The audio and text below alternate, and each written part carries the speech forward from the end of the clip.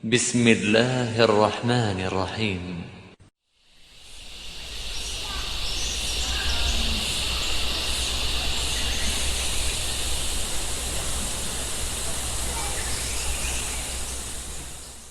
Bismillahirrahmanirrahim.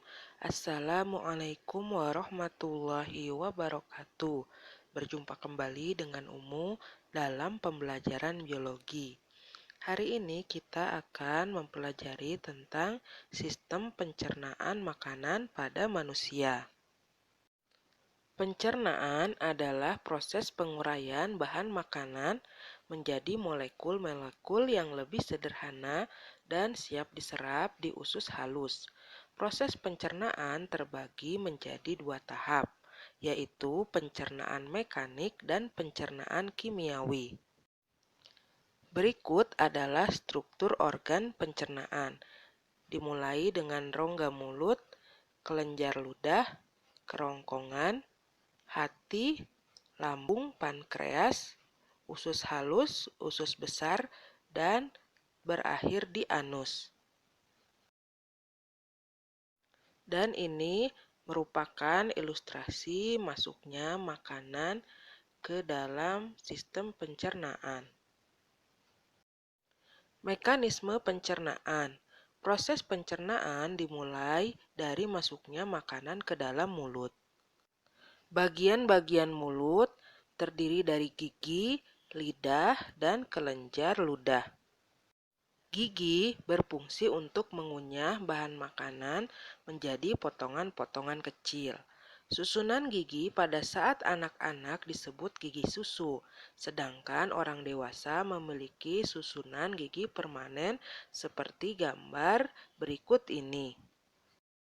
Lidah berfungsi membolak-balik makanan pada saat mengunyah dan sebagai indera perasa.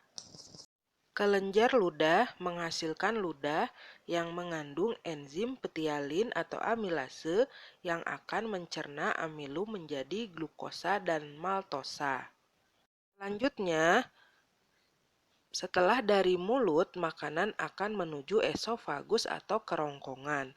Esofagus adalah saluran penghubung rongga mulut dan lambung. Di dalam esofagus, makanan akan didorong dengan gerak peristaltik. Proses pencernaan makanan tidak terjadi di esofagus. Makanan yang melalui esofagus akan menuju ke ventrikulus atau lambung, yang terdiri dari 3 bagian, yaitu kardiak, berbatasan dengan esofagus, fundus bagian tengah, dan pilorus berbatasan dengan usus halus. Lambung menghasilkan HCl yang berfungsi mengaktifkan pepsinogen menjadi pepsin, membunuh kuman, dan mengatur sfinkter pilorus. Pepsin mengubah protein menjadi pepton atau peptida. Lipase mencerna lemak menjadi asam lemak atau gliserol. Makanan dari lambung kemudian menuju ke usus halus, yang merupakan saluran yang berkelok-kelok dengan banyak vili atau jonjot usus. Usus halus dapat dibagi menjadi 3 bagian. Pertama, duodenum atau usus 12 jari, jejunum, dan ileum. Usus halus menghasilkan getah usus yang mengandung sukrase memecah sukrosa menjadi glukosa dan fruktosa, maltase memecah maltosa menjadi glukosa, laktase memecah laktosa menjadi glukosa dan galaktosa, peptidase memecah peptida menjadi asam amino, dan erepsin memecah dipeptida atau pepton menjadi asam amino.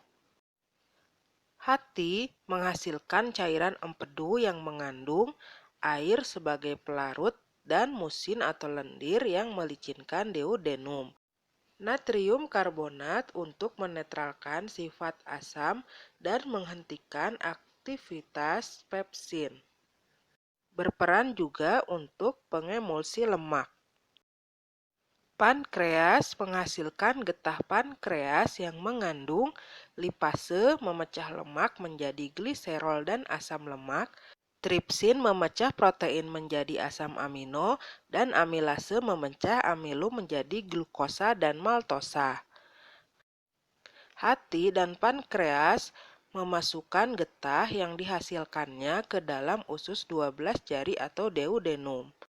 Hasil pencernaan makanan yang siap diserap oleh dinding usus dan ileum berupa glukosa atau karbohidrat, asam amino atau protein, gliserol dan asam lemak atau lemak bersama dengan vitamin dan mineral.